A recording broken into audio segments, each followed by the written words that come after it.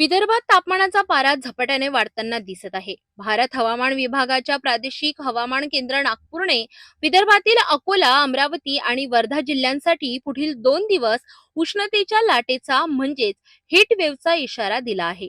तसेच विदर्भातील इतर जिल्ह्यांमध्येही कमाल तापमान सामान्यांपेक्षा 3 ते 4 अंश सेल्सिअसने अधिक राहण्याची शक्यता हवामान विभागाने व्यक्त केली आहे. त्यामुळे नागरिकांनी विशेष काळजी घ्यावी असे आवाहन जिल्हाधिकारी तथा जिल्हा आपत्ती व्यवस्थापन प्राधिकरणाकडून करण्यात आले आहे.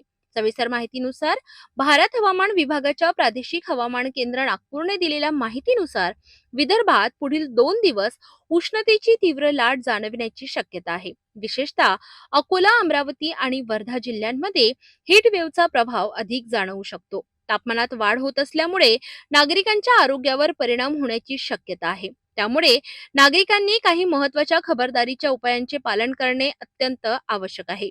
हवामान विभागाच्या मार्गदर्शक सूचनांनुसार शक्यतो दुपारी 12 ते 3 या वेळेत बाहेर जाणे टाळावे. जर आवश्यक कामासाठी बाहेर पडावे लागलेच तर टोपी, छत्री आणि ओला कापड वापरून डोके झाकावे. तसेच शरीरातील पाण्याची कमतरता होऊ नये यासाठी पुरेसे पाणी पिणे आणि द्रव पदार्थ घेणे आवश्यक आहे. तहान नसली तरी नियमितपणे पाणी पिण्याचा सल्ला देण्यात आला आहे.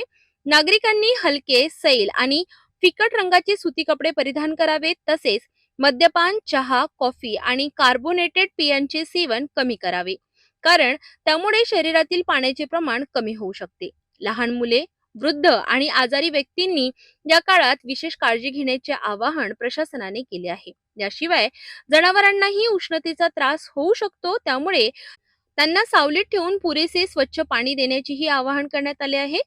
जर एखाद्या व्यक्तीला डोकेदुखी, चक्कर येणे, मळमळ किंवा जास्त घाम येणे अशी उष्माघाताची लक्षणे जाणवली तर त्वरित सावलीत विश्रांती घ्यावी आणि आवश्यक असल्यास वैद्यकीय मदत द्यावी. जिल्हाधिकारी तथा जिल्हा आपत्ती व्यवस्थापन प्राधिकरणाने नागरिकांना सतर्क राहून हवामान विभागाच्या पुढील सूचना आणि अद्ययावत माहितीवर लक्ष ठेवण्याचे आवाहन केले आहे. तर पुढील काही दिवस विदर्भात उष्णतेची तीव्रता वाढण्याची शक्यता असल्याने नागरिकांनी काळजी घेणे अत्यंत आवश्यक आहे. दुपारच्या वेळेस बाहेर जाणे टाळावे, पुरेसे पाणी प्या आणि प्रशासनाच्या सूचनांचे पालन करा.